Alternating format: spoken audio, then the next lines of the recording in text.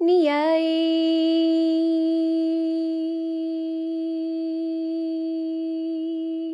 Ni ta no du te o ti linh Tu shi ning noi gao mong ni chi bo Ba lo bia hai cho ti linh tu tu mi mai gao Mua cho kê tu xia e kia mua sao Kia lo ua y mi đại đau chia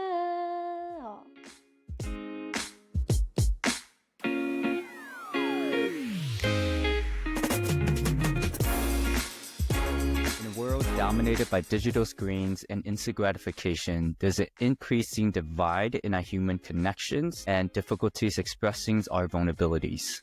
Letters to My Podcast explores the tapestries of storytelling by transforming written letters into spoken word. I have the honor of interviewing courageous guests as they dedicate their letters to a loved one, showcasing their vulnerability through their past experience, reflecting on challenges and lessons learned, present realities, exploring current identities, struggles and passion, future aspirations, sharing their hopes, goals, and dreams for the future. Lastly, and most important, is wisdom sharing, imparting their wisdom, their advice, and inspiration to the next generation. Some of you who may not be Hmong may be wondering, what is a Tu and why Mai? The names Mai and Tu are two of the most common names in the Hmong culture, similar to Muhammad, Fatima, Juan, and Maria. Tu is a wordplay to two. Mai is a wordplay to Mai. Hence, the guest dedicates a letter to my daughter, son, partner, or whoever. Hello, 안녕하세요. My name is Sai. I'm your podcast host with the Letters to My Podcast. Welcome, where I get the privilege to capture, reflect, and share stories. I love what I do as a social worker. I'm proud to be Hmong. We are a small and mighty ethnic group from Southeast Asia. Get ready for the guest to Sa Sol, which translates in our language to send message. Again, Sa Sol, to send message by the way of letters that speak and stories that heal. Here's our next guest. Enjoy vulnerable listening. Bye.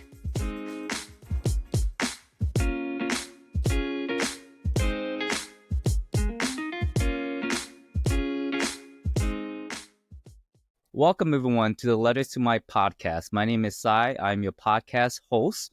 Welcome to Season 1. Today's episode, we're going to be talking to Lee Xiong, and he's going to be talking about his amazing experience being one of our most famous and infamous basketball team for the Hmong community, and also going to be talking about fatherhood and what it means to be a Hmong man. Lee, welcome to the podcast again today. Thank you for joining us. Thank you. I appreciate you having me on the show, man. Yes. So for those who don't know, Lee Xiong is, I'll tell you more about his bio and so forth, but to me, and personally to me, he is my brother-in-law. So he's been a family member of mine. Lee, we've known each other for, I know, 15 years, but what year was it when we first met? Man, I think it had to be close to like 2007, 2008 time frame. Right. Lee is married to my youngest sister, Yuo, too, as well. They have three wonderful boys. Sorry, tell me. 3 boys at the age of 6, 5, and 2, and then one on the way. Yeah, that's right. So, so that's who Lee is to me. Today, Lee is going to be dedicating his letter, and he's written a letter, and I would love for you all guests to just listen to it. Lee, when you're ready. Appreciate it. Thank you. Here's my letter, guys. It goes, Dear kids, this is your dad, Lee Xiong. I'm ready to share my life experiences with you and to guide you as you grow into strong, responsible men. Life has its ups and downs, and I want to be an example, both of what to do and what not to do. Learn from my mistakes, embrace the good, and add your own unique touch to your life. But always remember, everything in life revolves around love, hard work, and respect. I was once a young kid like you, All I wanted to do was play sports, ride my bike, play video games, hang out with friends and cousins. During summer breaks, I would be out early in the morning and not come home until late at night, driving Grandpa Sai and Grandma Chow crazy with worries. But as time passed, they accepted it because they were focused on working tirelessly to provide a better future. As immigrant parents, their days were filled with hard work, and as kids, we had a lot of freedom. Growing up, I saw firsthand how hard Grandpa and Grandma worked. I wake up for school while Grandma was getting ready for work, and I come home from school as Grandpa was heading out for his shift. They split their schedules so one of them could always be home with us. We didn't spend much time together daily, but they did the best they could. Their love and sacrifice gave us a better life. I still remember the days when all we had to eat was smashed cilantro and rice, noodles, microwavable food. Now we all can enjoy healthier meals and even go out wherever we want to eat. All because of their hard work and love. The same love they had for us is the same love I have for you. Being first generation in this country wasn't easy. Learning the language, adapting to the American culture, dealing with racism, it was all a challenge. I learned English from watching cartoons, ESL classes, and simply just communicating with my teachers and classmates. I wasn't the best student, and I often was teased with my accent and background. But through hard work, I overcame those barriers, made friends, graduated high school, and started working. Education wasn't always my priority, and I pushed it off for years. But later, I realized how important it was, and I worked hard to earn my associates. Now, with dedication and perseverance, I have a stable job and continue to strive to improve myself and provide for my family. Sports played a big role in my life. They kept me out of trouble and taught me valuable lessons. I was always the smallest player in the field, but I didn't let that stop me.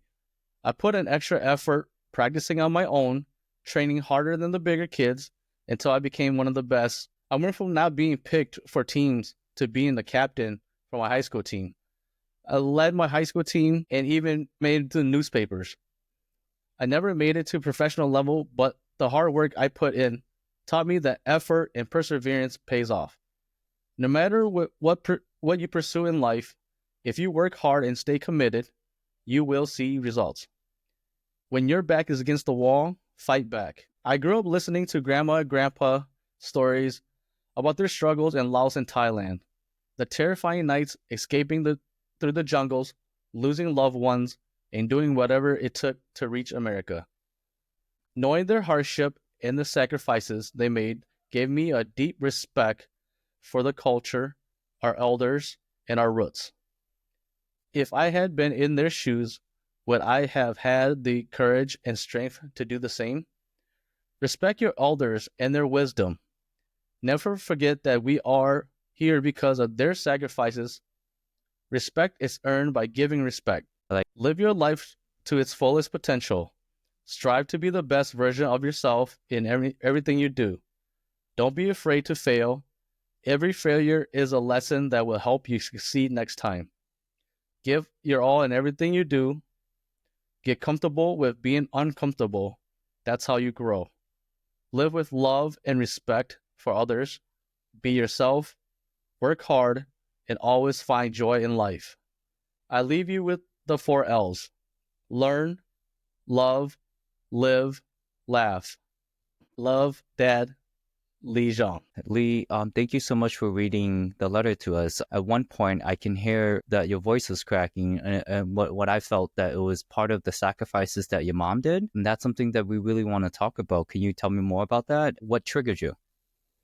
You know, growing up, my mom, she came to America when she was very, very young. She moved around and finally met my dad. Growing up, my dad, we lived in La Crosse, Wisconsin, and my dad would work in the cities, the Minneapolis area, for a very long time. So he'd be gone weeks at a time. The only time he would be back is when on the weekends. So it was all on my mom. So my mom had to work, go to school, and take care of me and my brothers. Right. Through her, perseverance, she got a nursing I believe a nursing certificate, or graduated in nursing. She's a nursing assistant, and she worked her tail off, came home, still helped us with our homework, made sure we weren't in trouble, or when we did get in trouble, help us definitely get out of trouble all the time. Right. So, through her hard work and everything she's done for us, this is where we're at. We live in a better life for sure. Yeah. And those are the moments, especially this podcast, is just like, it's like the vulnerability aspects of you, first of all, expressing that and also acknowledging the sacrifices that your mom has done. Now, I met your mom and she's a tiger or a lion, so she's amazing. Lee, thank you so much for that and sharing and reading this very vulnerable letter. And this is what I want you listeners to learn on how to express yourself and how to tell your story, because if you don't tell your story, someone else will. Okay. How was it talking about that letter, dude? Man, it brought me a lot of memories. Right. Obviously, things that I could redo or things I could change. But, that's all in the past. That's made me who I am today. Lee, thank you so much for sharing your letters and being vulnerable. I appreciate it. Everyone, I want to tell you a little bit more about Lee. Lee is 39-year-old Hmong American man. He was born in La Crosse, Wisconsin, and currently resides in Champlin, Minnesota. And the reason I said weak, everyone, because we're a Vikings fan, and he is a Packers fan. You mean Whackers fan? Hey, come on now. Lee is a husband and father of 3 and is soon to be 4th, like he said before. Lee works in IT as an IT Support Analyst. He enjoys watching sports, going outdoors, traveling, gaming, and eating. Lee, could you introduce yourself to us? Hello, Lee Xiong.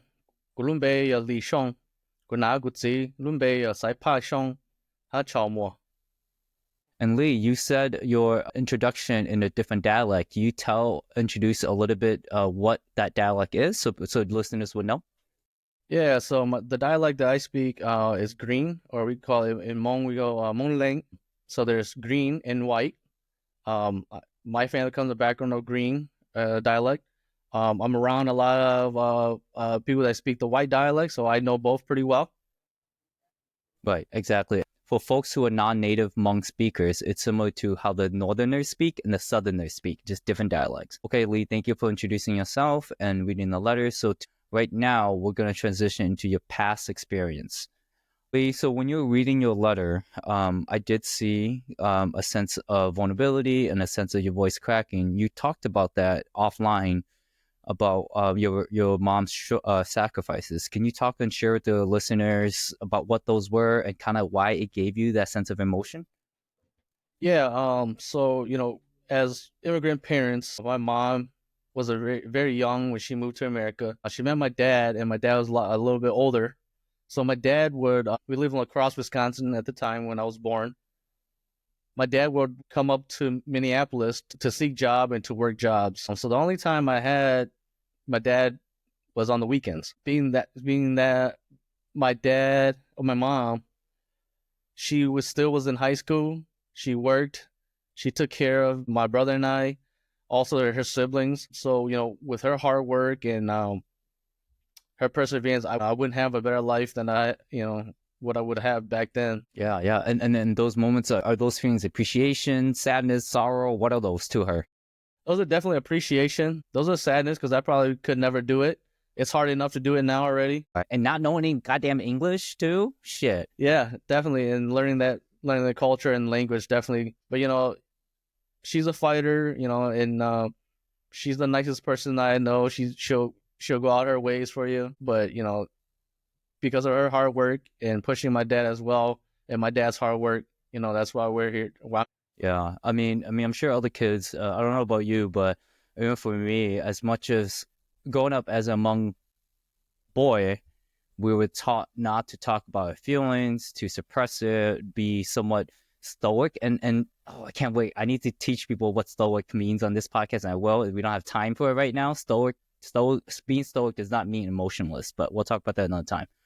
But growing up as a Hmong boy, we were taught not to have that. So it was really difficult for me to express myself. How did you go through that, Lane? Agree. I'm the oldest of 5. So I Wait, definitely wait. How many siblings? Like, breaking down by gender. so I got 3 brothers and 1 sister, all younger than me.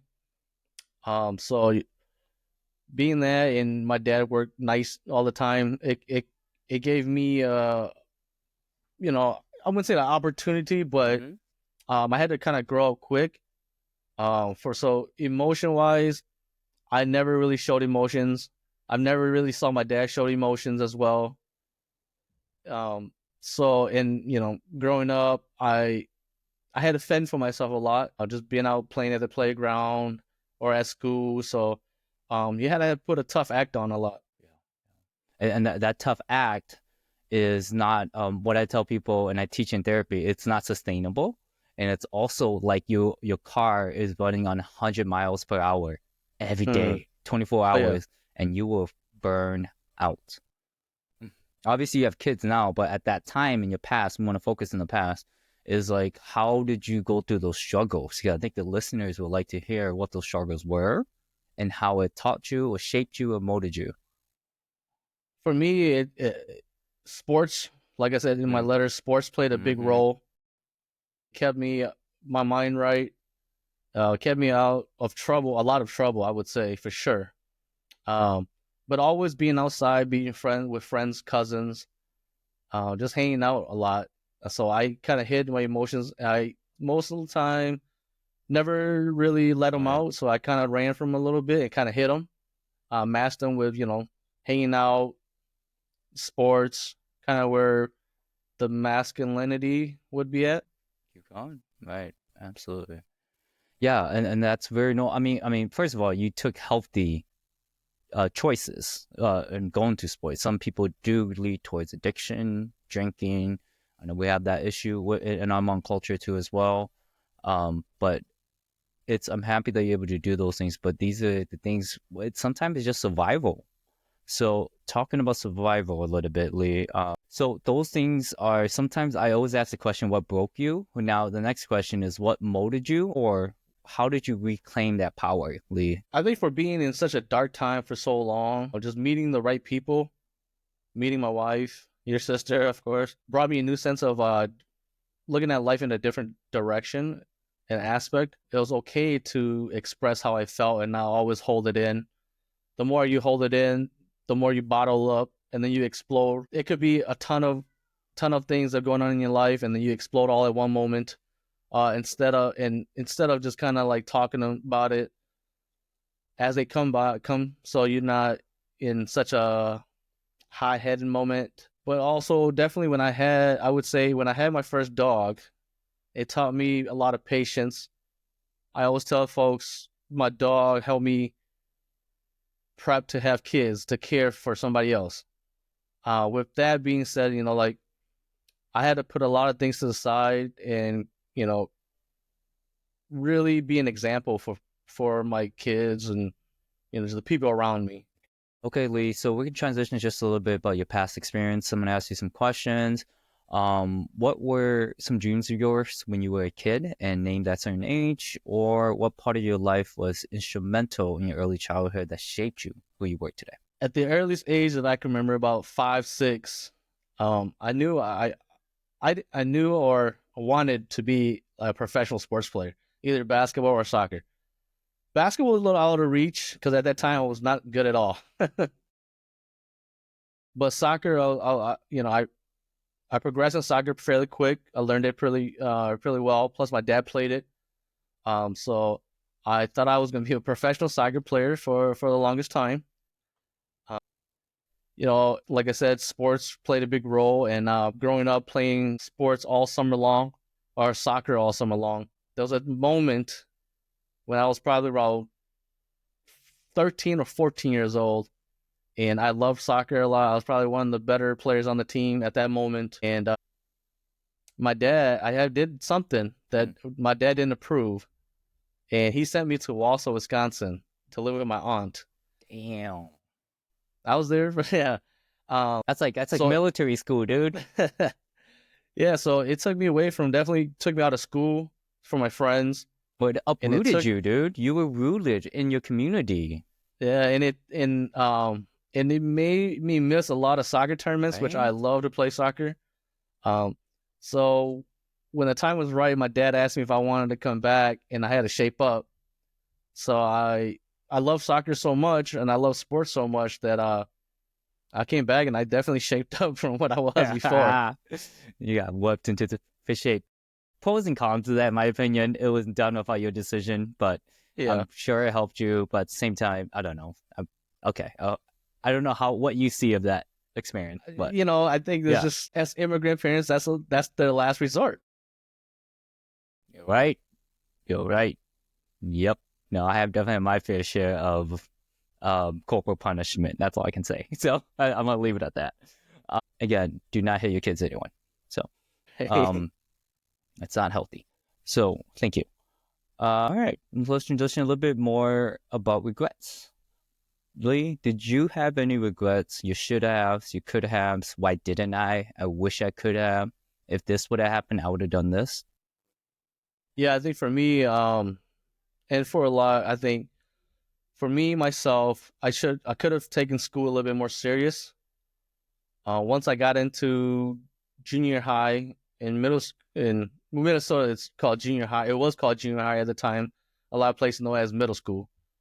I slacked off a little bit due to just trying to get by, just so I can play sports, just be on the sports team. I know I knew I was smarter than that, but I solely concentrated so much on sports that I was just doing enough to get a good grade to be able to play. And that transitioned over to high school as well. With that being said, then after high school, I didn't take college very seriously. I went for a couple of semesters because my folks wanted me to go, just to make them happy. I went to school. Can I swear on here? You can swear. I'm gonna take it out. Just fucking Okay. swear. I went to school at a community college. I didn't put a lot of effort into it. Didn't do well. I got put on academic leave, and then I just worked. I just worked for dead end jobs, pretty much. Wait, before you go on, I know those feelings that you're feeling right now. Is it shame, embarrassment, hurt, or not meeting your expectations? Which one are those? Definitely not meeting expectations. Right? Definitely a shame as well, because you in yourself, you knew you could have done it, Right. but you just chose not to do it, and you chose to put your attention and effort into something else that was probably a far reach. I mean, it wasn't your dream anyways to start out with. What if that wasn't the school you want to go to? What if that was the major, or you just didn't know?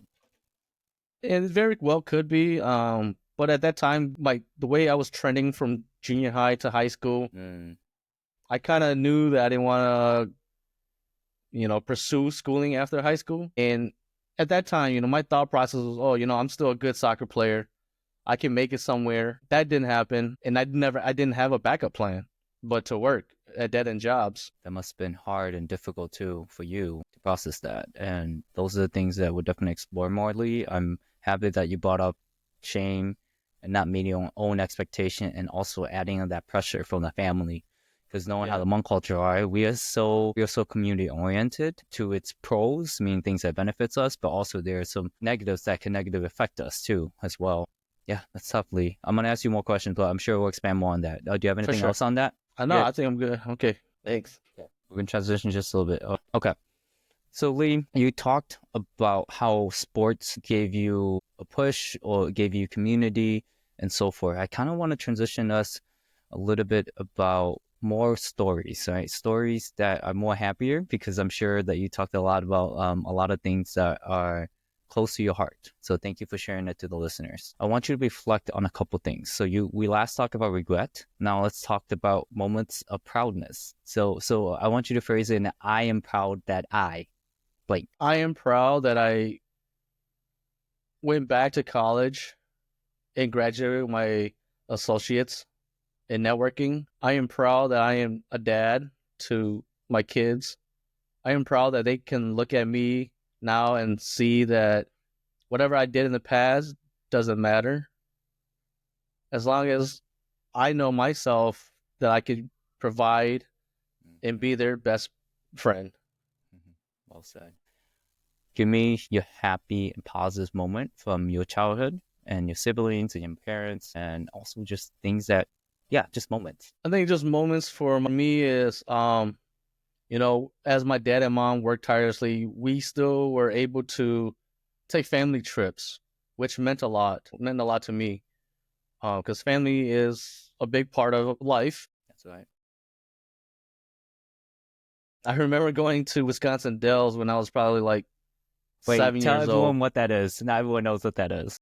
So Wisconsin Dells is based in Wisconsin. It's a little city, and it's just filled with like amusement things like miniature golf, just a ton of It attraction. may or may not be the largest city with a water park in America, I think. Okay, you were saying.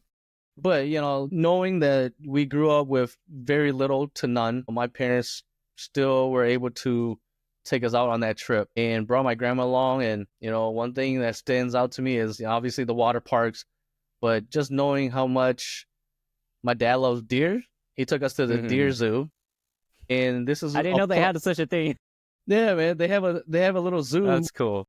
They have a little zoo with just deers, and the deers would come up to you right next to you, and you would feed them like crackers and whatever food that you buy from them. So that was a fun moment. That was a happy moment that I cherish and I remember all my life. Yeah. We have old VHS somewhere in the house of it. I definitely have to find it. I have to find a VHS player. Lee, we might have some kids on this list who don't know what that is. Tell people what that is. So before the cool Blu-ray and the CDs, we had this large tape. Probably, gosh, if I could find something, man.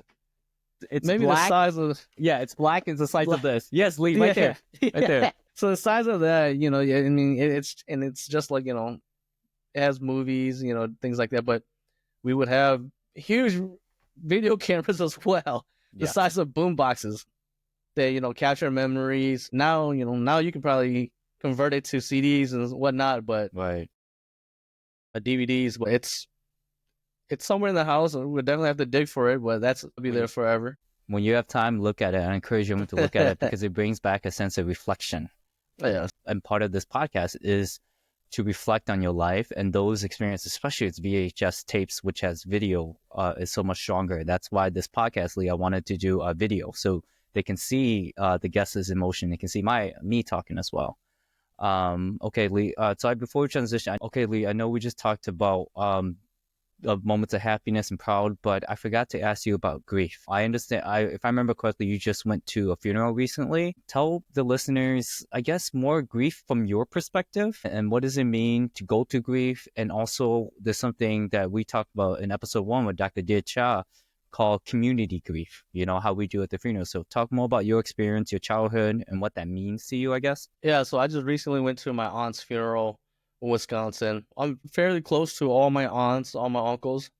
So definitely hit hard. But at my age and time, Lee, beforehand, tell us, at least give some legacy of your aunt. Who was she to you, and who was she? So we can at least have it in this medium to know who she is, if you feel comfortable.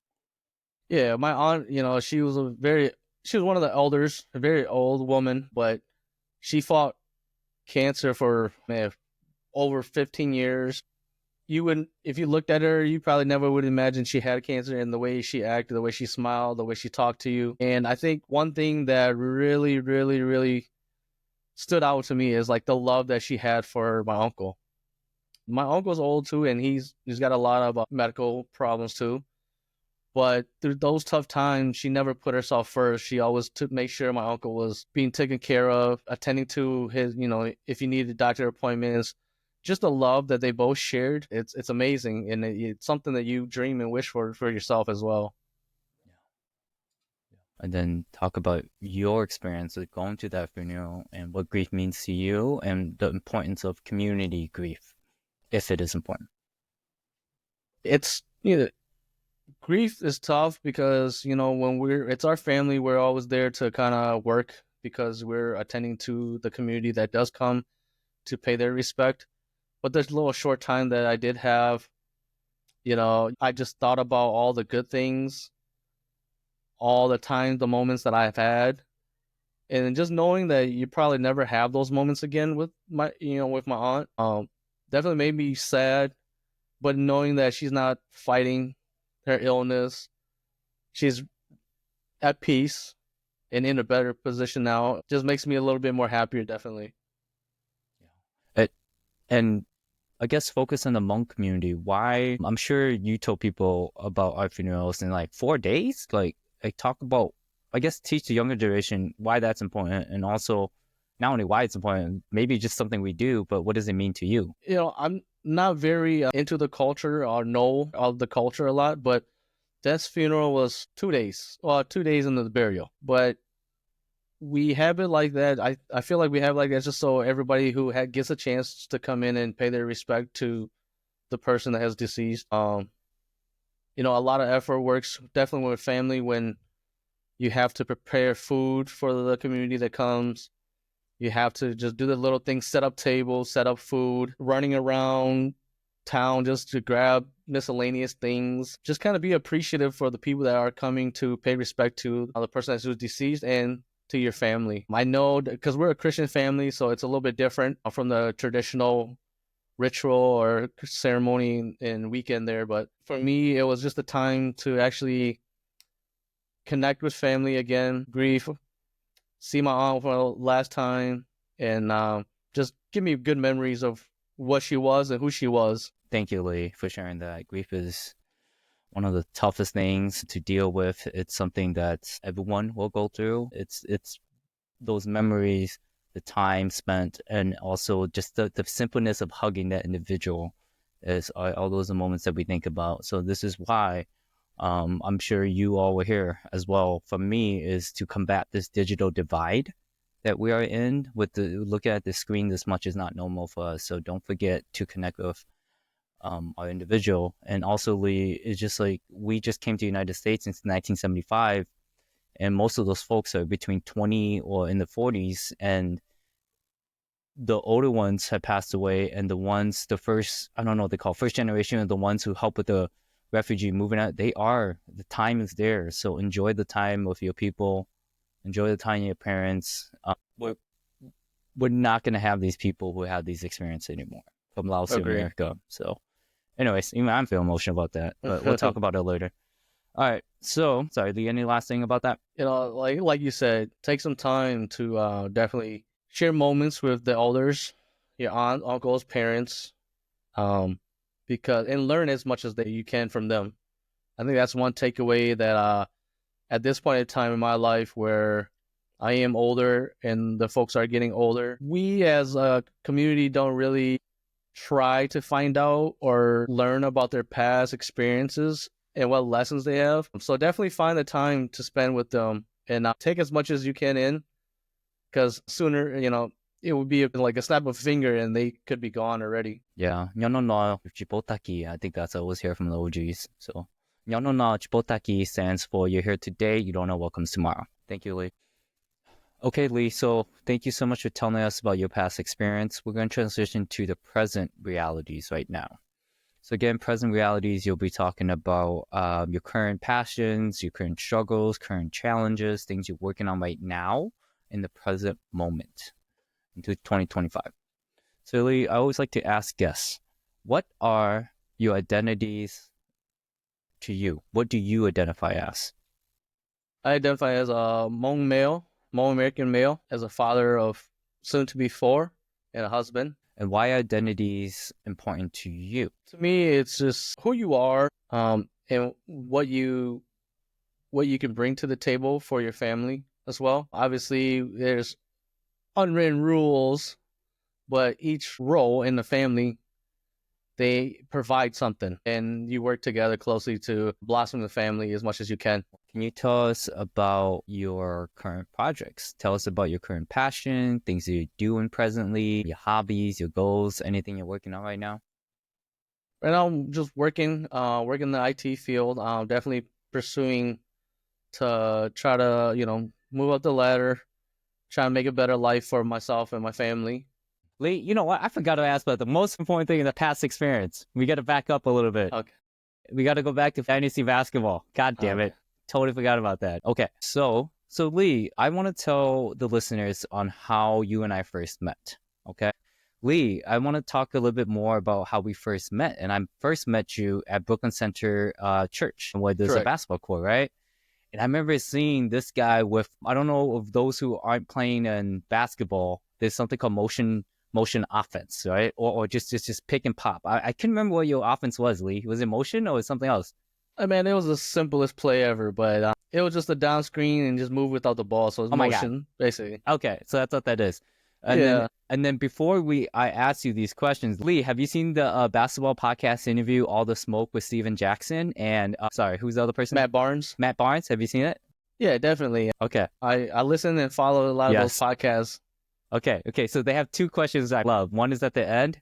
So they have two questions which I love. Okay. So the first question, Lee, is when was the first time someone busted your... Wow. I've been crossed up once and fallen. That was by the Lee Xiong basketball player. You know, a good peer Name him if he's okay. We knew him as Pole. He played with Northsiders, with one of the great Laotian community players. People want to know.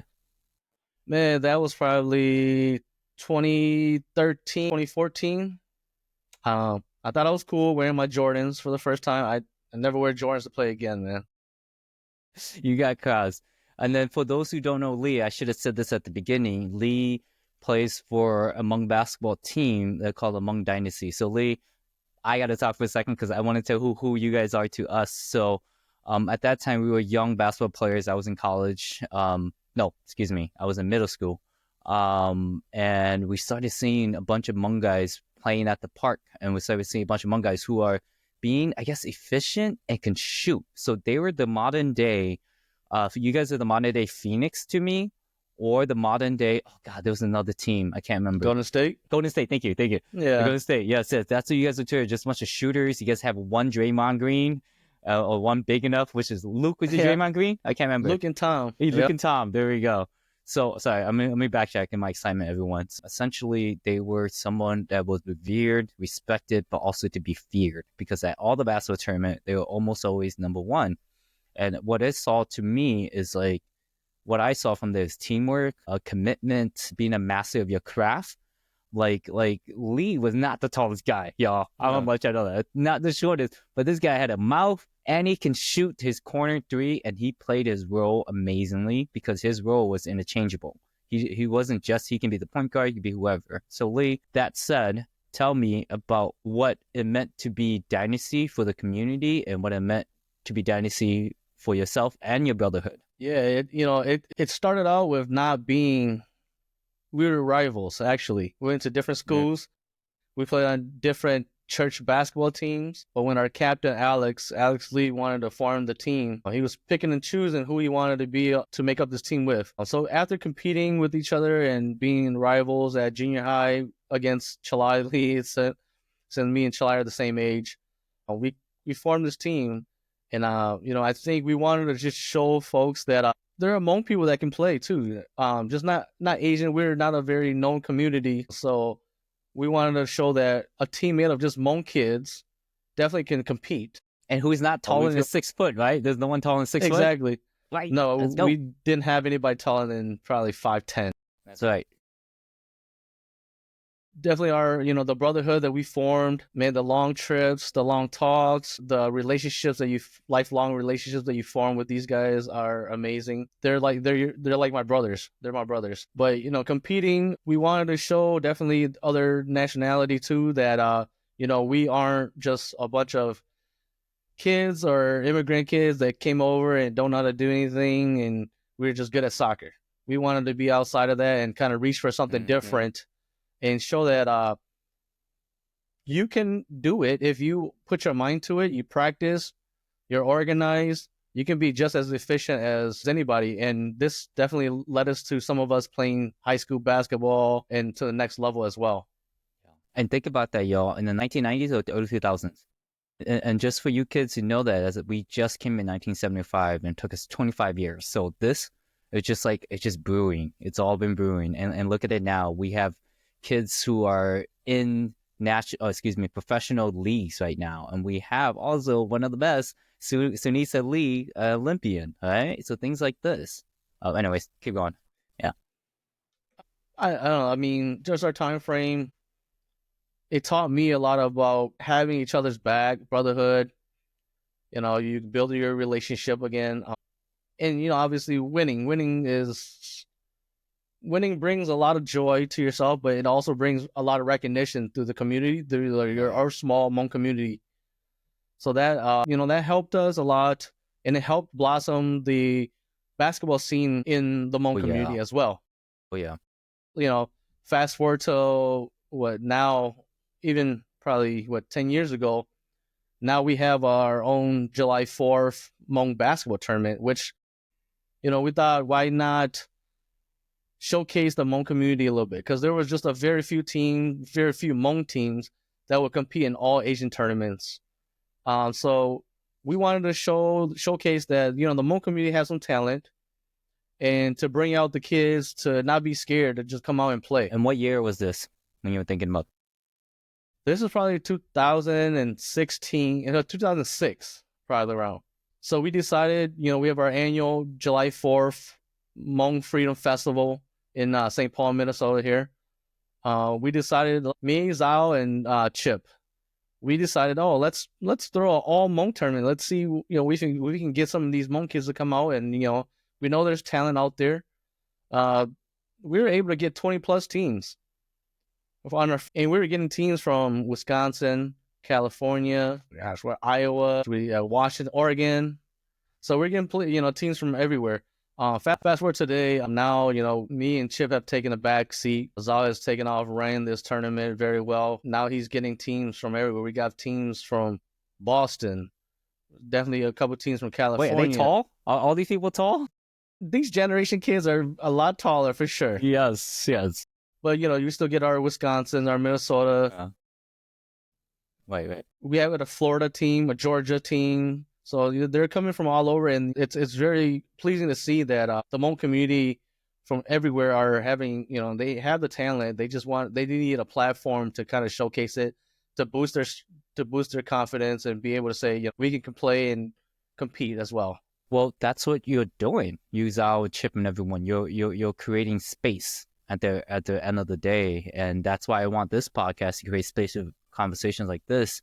So talk about the importance of creating space, which means the community building aspects of this. Like, how did you all build this, and what benefits did you see? For us was to showcase that the Hmong community had hidden talents, which has led to kids playing untapped talent. Sorry. Yeah, untapped. And kids now are actually playing at the next level, in the college level now. Also, it's just to bring the community together again, just a safe space for people to enjoy good basketball, to enjoy watching and playing what they love to do, and especially just to have a relationship again, to see old faces, because as we grow, we don't have that time to see each other. So that was a time for us to say, pay our respects to the ones that came before us, also kind of see what new talent that has evolved. Exactly. Now, you may not like the next question, Lee. What have others said to you and praise you and made you and say thank you for helping me in terms of basketball? What has other people said it to you? So I want you to be self-serving. Not everybody on the team could be the superstar, and I was not the superstar. But every team has role players. I got kids nowadays. They come in, they want to learn. I train on the side. When kids do ask, they ask about how to just play the game, just the IQ of the game, just to play the game. But most importantly, I tell these kids, basketball is just an outlet. Keep your head in the books for sure, because basketball is not going to last forever.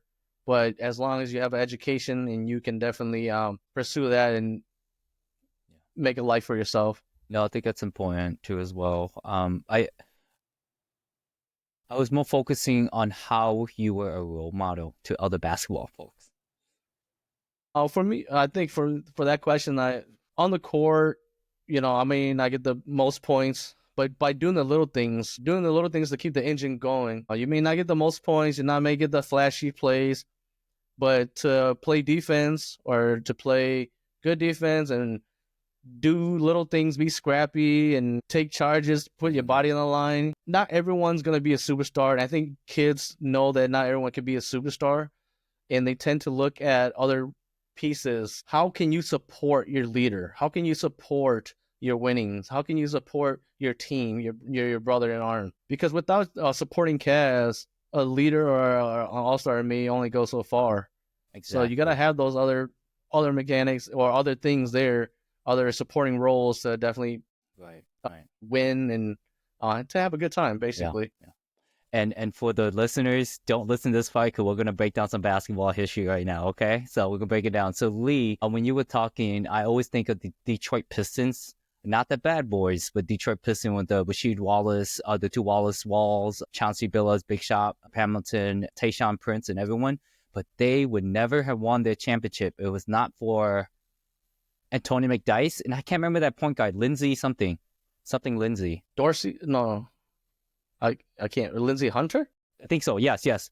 But those two were instrumental. I'm sure there's another one off their bench that was instrumental, but they would never have won the championship without those three, without those people. So, So that's what Lee's describing. So Lee, who did you model your game, if there was any, in the NBA? Man, I was mainly a D3 guy. You know, I always liked the superstars. Definitely, I liked Jordan at the time.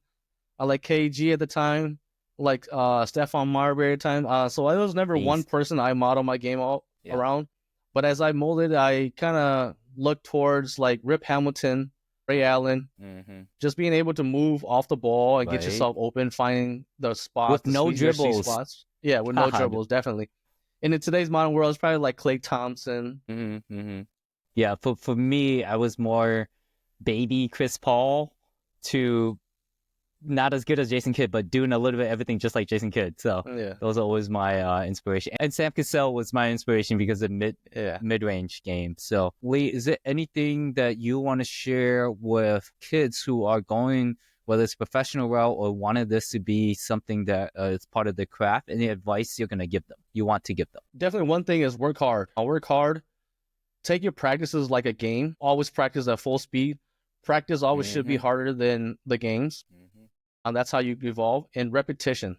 Definitely, it may be boring, but you look at the greats and they're in the gym shooting 1,000 shots, and that's before the game. You can never master something. Always practice, repetition, hard work. Now tell us from your experience how you did that. I was in the gym a lot on my own. What would find in the local gyms. I wouldn't even play pickup ball or run, fives or play 21 with other people. I would just go and find an open hoop and just work on the things that I knew in game that I was going to get. So by doing it so over and over again, it just became muscle memory. And obviously, even when it becomes muscle memory, you still got to work at it, definitely, because it'll never be perfect. Yeah. All right. Tell more about advice, and one of the advice I would like you to talk about confidence too. Have a lot of confidence in yourself and in the people around you. First and foremost, in yourself, because you're putting yourself out there. You want to go into the game knowing that you're one of the best. Obviously, until proven, you always want to go in there with a mindset of, no one can, be better than you. No one's better than you besides you and your brothers. Have that mindset. Play hard. I definitely want kids to know that you could do anything you put your mind to as long as you put a lot of work into it. Nothing comes easy, and it's gonna take a lot of time and effort, but that's the key right now. I think that's the key, the only way to get better. And then I'm curious to this question: teach them how to handle failures, losses, and setbacks. Playing with Dynasty, we didn't have a lot of those. I remember we didn't have a lot of those. But the ones that did come, those hurt a lot. It brought us back to the drawing board. It made us look at ourselves as we were playing at our fullest potential. It made us think of, okay, how can we do something different if they're playing us this way? So definitely game planning. You always have to be adaptable as well. So we, if they were cutting off our plays, we would have counter plays. Being adaptable to the environment or what they throw at us definitely was a big key to our success as well. Definitely. And what I'm hearing from Lee is just like the ability to communicate, working together as a team, and just being vulnerable, because I'm sure you were yelled at too a lot, Lee. A lot. And you yelled back too. Of course. Right. So of course. We're gonna wrap up on the basketball, but what I want you to do, Lee, is say a letter to your dynasty brothers. If you feel comfortable, name them. Just kind of like whether appreciation, thanking them, or whatever you want to say to them. To my Hmong dynasty brothers, I appreciate you guys for taking me in, having the confidence in what I could do and bring to the table. I enjoyed all our time, our sleepovers, our practices, our video gaming, poker nights. You guys have taught me what it is to work hard, to be the best as you can be, and to definitely being able to show that the Hmong community has some talent. Oh yeah. And then just thank you, Lee. I really appreciate that. I know I didn't tell listeners why I love basketball, but I love basketball. Basketball is a sport that saved me. And Lee, my oldest brother Cal, and you know my brother Cal, has always been one of my heroes in terms of basketball. And he reminds me of Lee. Help me think of a player that never won a championship, but's really good right now. I can't think of one top of my head. That's like Cal. He's like a Kevin Johnson that played with Charles Barkley. Okay, there we go. The point guard. Thank you. So my brother Kyle is like what Lee just said, Kevin Johnson, who played with Charles Barkley, who never won a championship, but is always respected, revered. My brother Kyle is like a 90% free throw shooter. He can make any mid-range shot, whether it's running, passing short. And this guy's 5 foot. How tall is my brother? 5'2"? Probably 5'2", 5'3". My God. At the best. Right. And you see him running around. So he inspired me, and he actually took me a lot to help me to not be go the wrong paths, because he took me every week. I remember it was Tuesdays going to Palmer Park, or Tuesdays going to the park in New Hope, or on the weekends we go to Bethune and all that stuff. So it really just brought me community and my love and joy for sports.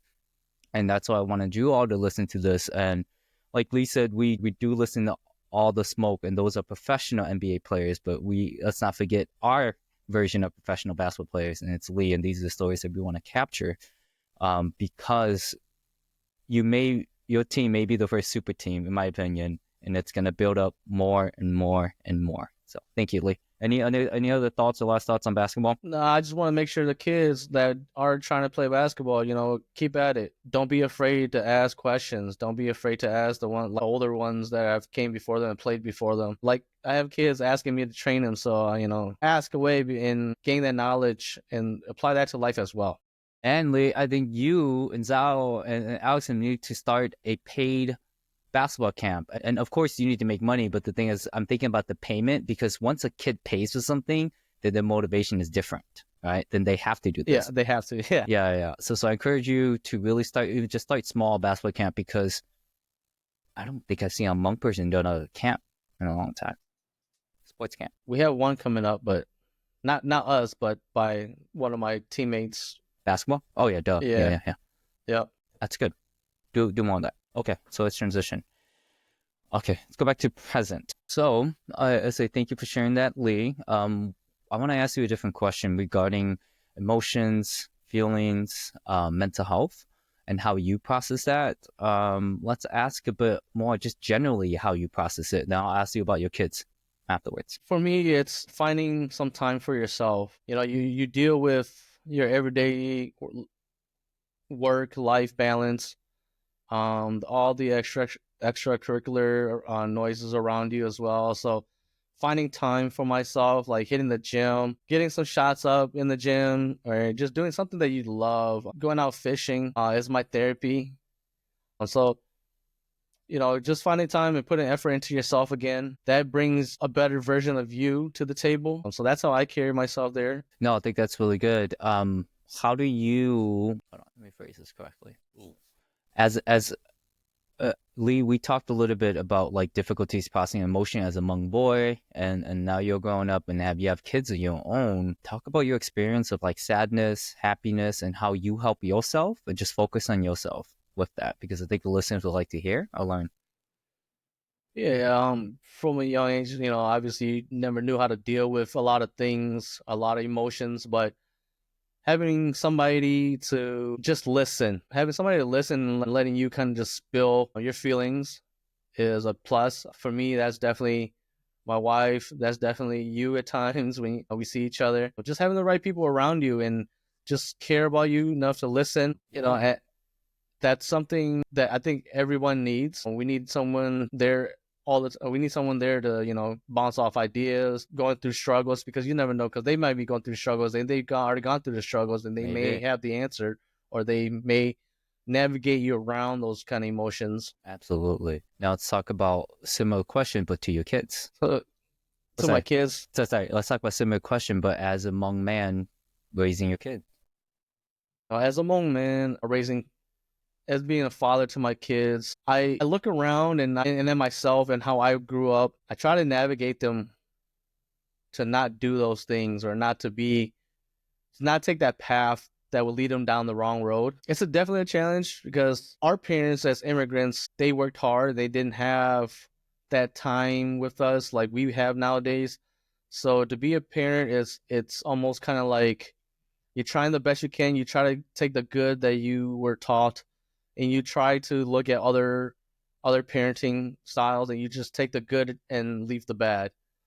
So for me, it's always being observant and trying to teach my kids the right way. Sorry, is it mute? No, I think that's it. And I just want to tell listener, because Lee, I can definitely relate to that, because I've gone through my struggles of like how we were raised and seeing the pros and cons, because our parents they did what they can to survive.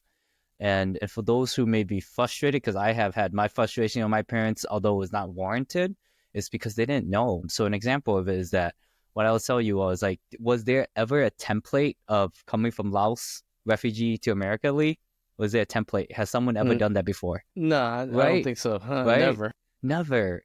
But what our parents heard is like, we're going to be prosperous. So coming to America, we'll have a more prosperous life. Because at that time, the Hmong people, I'm pretty confident, all those who were alive at that moment, all they knew was war, to as well, and to run away and so forth. And I remember hearing, God, I can't remember, it was someone's mom, it might have been Tujer's mom or someone else's mom, that said that now we live in a country with no wars and now we can thrive. So I guess what I'm trying to say is just like, they don't have a template too, for those who are struggling with meeting your parents' expectation. They're just doing what they can to what they believe will make you prosperous. So the question to you, not you, Lee, the listener, is like, what are you doing?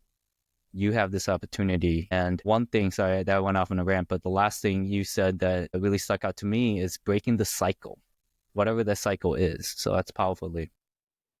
Thanks. Yeah. Okay, let's include it there. Let's transition to the future aspiration. And just want to tell you all, and you too, Lee, what aspiration means. So aspiration means a strong desire, longing, or aim, or ambition. Intellectual aspiration, it could be a craving, a yearning. It could be a goal or objective that is strongly desired. An example is that the presidency has always been in her aspiration since childhood. So things like that. Some of the questions for you, Lee. I can ask you to lead off, or you can wait for me to ask you the question. What do you prefer? Go ahead, read the questions there. Okay. So the first questions are, I want, I desire, I yearn, I will be, I aim for. Can you tell us, the guests, about that? Do you want me to repeat it? Are you okay? Right now, what I want is definitely to have a house on the lake, to have a house big enough where I can take my folks in with me as well. Being the oldest, I will be taking my folks in with me. So definitely being on the lake. Therapy time, fishing for sure. What I aim for is to be the best version of myself for my wife and for my kids. As we go through our daily struggles, we want to come back home and have a safe space. So want to be the best version for them. What I aim for is for my kids to be more successful than me, to not go through the troubles that I went through, to not have to go through the hardship. They will go through a little bit of hardship, but not the type that I went through. And being able to take care of themselves and just remembering me as well.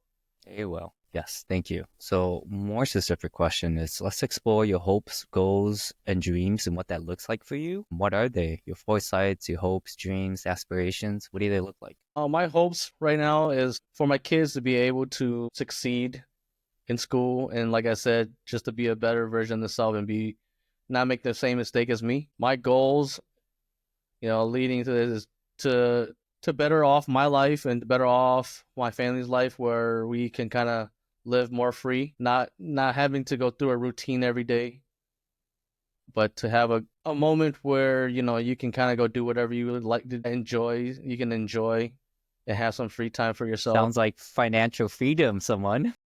Financial freedom for sure. Yeah. And, for me, a long-term goal is, to have a good retirement plan where, I don't have to put that burden on my kids, where they can live their life. I can have my life and I don't have to be a burden on them, and they don't have to always see if I need something or if I want something. I hear you.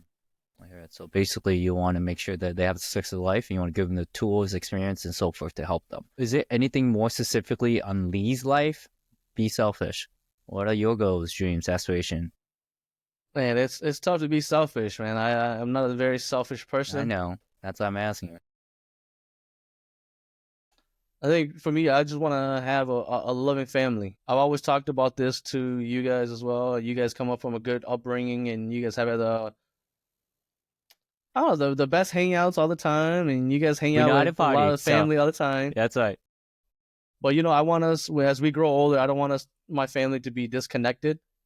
I want us to be a loving family, to have a relationship, being able to be each other's best friend. Because, I said, friends come and go, but family will always be there. So there's nobody better to be a best friend with than your siblings or, your cousins or your family. Exactly. It's the relationship that is built. It's time and effort, and no one can give you that unless you have had those experiences. So yes, you're absolutely right. And that's what family is. And we want to be vulnerable with the ones that are closest to us. Right? Because like you said, those are the people who can help you and you feel comfortable. And if you don't have anyone, seek help. Okay. So I'm thinking, what does persistence mean to you, and how is that going to help you in your future aspirations? So that word there, it just means to show up and put effort in. If you want something and you want to be good at something, or if you want something, you got to work hard towards it. Wait, and that's not why is it not given to you? Talk about that. What do you mean? Why is it not? You know how things in life aren't given to you, and why hard work combats that? Can you talk about that? Sometimes, I feel like you may not just have the ability, or you don't. You're just not very good at it. But the more and more practice, the more and more time and effort you put into it, you'll so slowly see that progress grow. And it's the same thing as if you want to reach a title at a job or something. You take on projects, you take on extra work, you persistently put in the hard work every day, you'll be noticed, and you'll definitely you'll reach your end goal there. Oh, you definitely have to put in the work and the mindset and the persistence, because the thing is just like, especially with sports, all the time, if you think I'm going to miss that shot, talk about that, Lee, versus I am going to make that shot. If you tell yourself you're going to miss that shot, you're losing already. Why? You lose. Why? You should not even take that shot, because you don't have the confidence in yourself. You're telling yourself that even if you're wide open, you're telling yourself that you're not going to make it. So you rather give the ball to somebody else. But if you, in your mind, you tell yourself that you're going to make it, you're the best. In my mind, I want you to tell exactly what's going on in your mind. Okay, I think they want to hear that. Yeah. Yeah. In my mind, I tell myself, oh, I'm going to hit this shot, or I'm going to make this shot, or I'm going to make this play. I kind of foresee it before it happens. Right. And it gives you the confidence to take that shot, or to do the next move with confidence. Confidence comes with a lot of, what do I want to say? Confidence in yourself goes a long way, because if you don't have the confidence, no one else will have the confidence in you. Yeah, that's it. And then what Lee has talked about, confidence is built with practices, time in the gym, a mental mindset, and in community with others. So Lee would not be one of the best basketball players if he was not doing all those things. So well said, Lee. And persistence is very important, because those are what you just talked about. I think you said it too, that it could be applied to your profession. That same concept, right?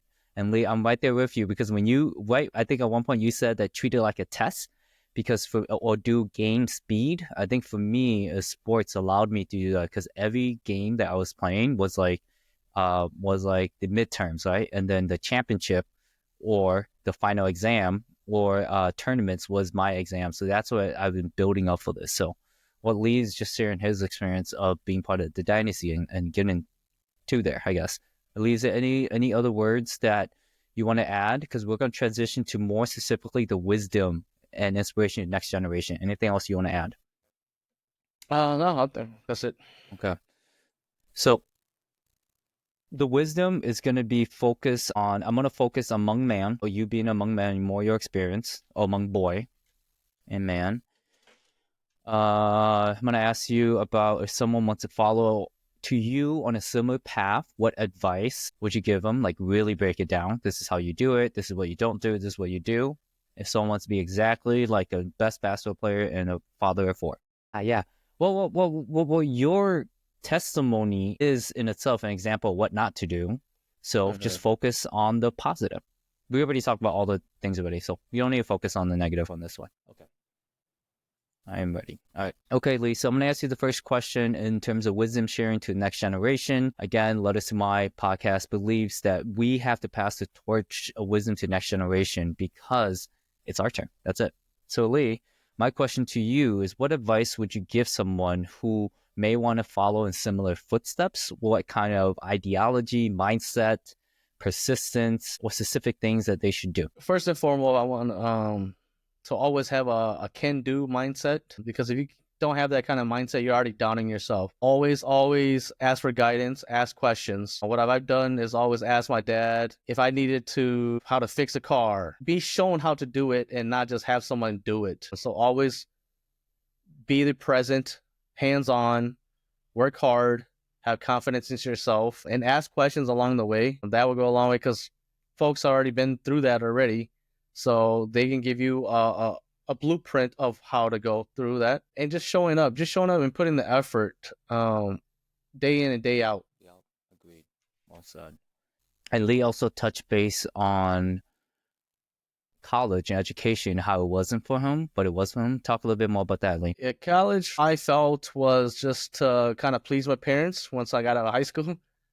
So that never really went too well. But knowing that I worked at a few dead-end jobs, jumping place to place, hard labor, I felt that I didn't want to do this for the rest of my life. There's no way that you busting your butt, your back, working overtime, that you're gonna have you're gonna have a lot of freedom, make a decent living. So I came to a point where I looked at myself and I said, do I really want to do this for the rest of my life? Do I really love this overtime?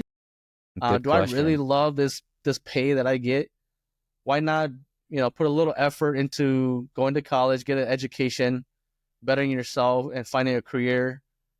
So I went back to school at a community college, a technical college. Sorry, got my associates in computer networking, which I'm not pursuing networking at all. But at least it's a degree, and it's a door. It's a step in the door. That's right. Of the world into a better life and a better career, where I'm not really hurting my body and I have time for my loved ones. Good. That's powerful.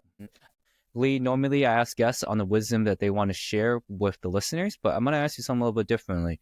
Can you share us with the wisdom that elders have passed on to you? I know you talked about your mom, but I think it would be important for you to bring up how male elders and their wisdom has passed on to you, and something that you held on close to the heart. I just want to say, be present. Be present. I know, as like my parents are immigrants, dad was always working hard. So as a dad, me as a father to my kids, I want to be present. I want to be showing them how to do things firsthand, how to be a man, how to have confidence in themselves, having that can-do mindset. To me, that was never told to me, but I knew that if I weren't putting myself in that kind of mindset, I wouldn't be able to do it. Other things were to love each other and have respect for each other, that would pass down to me. Without love, compassionate, and just being respectful to others, it's hard for anybody to listen to you or to acknowledge you. Love goes a long way, and I love everybody around me. It makes for a better time for sure. And everyone's in the same bubble where everybody wants somebody to talk to, someone needs somebody to talk to. You never know, you could be that person that helps the next person get through what they're going through. Absolutely. No, it's powerful. Thank you, Lee, for sharing that. Now I want you to direct your wisdom. I know you talked about it already on the things you want to pass to your boys and your son, but be direct at them right now. So things that Yeah. you want to share, your wisdom, and so forth. So I found this quote from a barber that I follow. His name is Vic Blends. His quote goes like this: "The grass is not greener on the other side. The grass is greener where you water it. It takes discipline to grow. It takes sacrifice to grow. And more importantly, it's going to take patience to grow.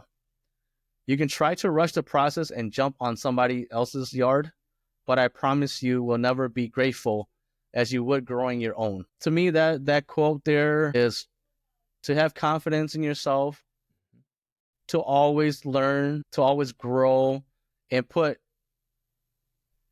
100% in everything that you do. It's like I said, it's easy to jump on to somebody else's bandwagon, but it's more pleasing, it's more rewarding when you do it yourself. Oh yeah. And you know that you have accomplished something on your own. Yeah. Well, the difference would be if we were at a championship, Lee, and you were the guard who played 40 minutes and I didn't play the championship. Obviously, I'm gonna feel like I didn't do anything, right? Yeah. So, what Lee is saying is like, don't.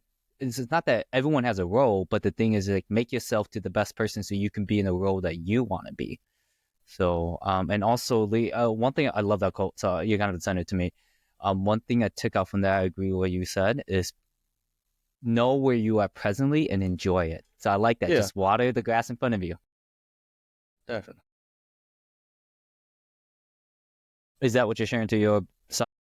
Yeah, that's what I like to share to my sons, that quote, and just kind of let them know that, put the effort in yourself before you put effort in others, because if you don't take care of yourself first, you can't take care of others. Now I want you to direct it at your kids and finish the sentence. My hope for you all is to grow up loving each other, knowing where you came from, knowing your background, knowing your culture, and succeeding and taking in what I've been telling you, to not make the same mistakes I have and be better than me. I hope you achieve all the greatest things in life that I never got a chance to, and I would share those things that I would like to do and I would want you guys to do. I hope you achieve a great life, a great partner, great successful career, and not have to worry about anything. one sentence or two. What is your last wisdom or knowledge you want to share with them while on this podcast? Going back to the letter, I just want to say the 4 L's: learn, love, live, and laugh. Those 4 L's has got me through a lot, and there's always room for learning and be better than I am. Well said. Well, thank you everyone for listening to Lee's conversation. Just want to wrap it up a little bit. Lee, you talked about amazing topics as a Hmong man, as a father. You talked about some very vulnerable aspects of life in your childhood and how that shaped you, molded you, and broke you. You talked about being part of Dynasty and talked about brotherhood, community. And I'm really happy that we had a chance to be in this present moment and experience it together.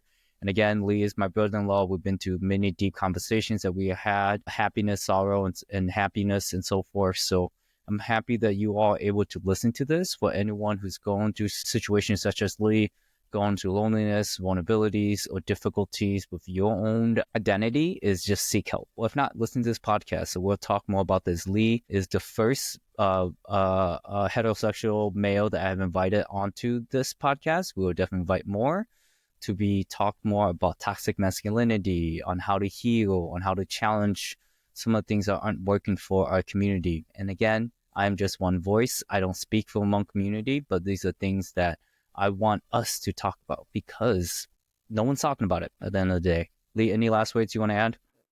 Yeah, I just want to thank you for having me on the podcast. I hope folks find this podcast and take away something good and apply to their life, because we can only be better. That's right.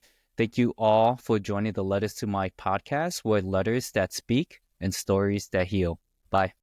Thank you. Peace.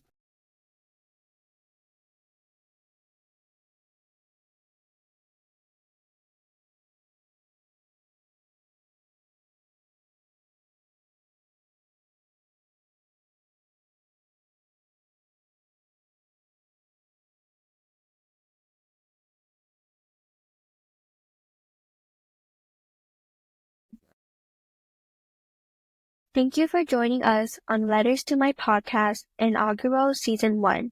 We hope you can hear the power of storytelling, vulnerability, and self-expression rooted in the Hmong tradition. Let's continue to bridge the digital divide. I am Sai's niece. My name is Emma, and he is my uncle. He has helped me become more confident and made me come out of my comfort zone. I remember one day he took us nieces out to Dairy Queen. We decided to race back to the car, but my sister ran too fast and slipped under the car. It was memorable because it was funny, and those moments are something I would cherish forever. Letters to My Podcast is where vulnerability meets self-discovery. Self-discovery meets writing. Journaling, writing letters, or handwriting isn't just about writing what is on your mind or reliving your experiences. It is a medium for self-expression and self-reflection. Take a pause and time to think. For Sai, it began with journaling in college, a practice that became a lifeline. He poured his fears, failures, successes, self-doubt, and inspiring quotes on index cards. At one point, he had over 300 index cards in a shoebox. Writing helped him discover a powerful path to self-awareness, increasing his mental well-being and assisting in processing his emotions. As a social worker, pen and paper were his constant companion, helping him process interactions and to not miss anything important. Sai has benefited from the power of writing and wants to revitalize this practice and share it with you all. A little bit more about my uncle, who is the host. Sai, he, him, his, is a first-generation Hmong American man, social worker, and community organizer with over 12 years of experience. Sai is diagnosed with ADHD. He is passionate about building community through storytelling, self-expression, and the importance of affinity with their human counterpart. Sai believes each generation builds upon the next and seeks to uplift the next generation. One quote that embodies Letters to My Podcast. Our children are the greatest hope we have. The future belongs to them. Nelson Mandela, South African revolutionary. Letters to My Podcast focuses on passing wisdom and uplifting the next generation. It is our turn to pass the torch of wisdom and leave the world a better place than we found it. Let us impart our hopes, dreams, and future to the next generation. If you enjoyed this episode, please like, subscribe, and give a 5-star rating to help with the algorithm.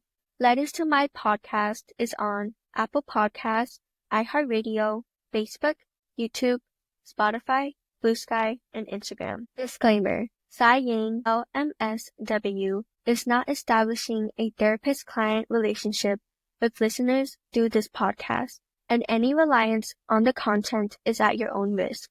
The views expressed in this podcast are Sai Ying's personal opinions and do not necessarily reflect the views of their employer or licensing board. For any mental health concerns or questions, please seek guidance from a licensed mental health professional or call or text the National Suicide Hotline 988. Thanks for listening to Letters That Speak, Stories That Heal. Sai's niece Emma, outro done. Oh, ciao.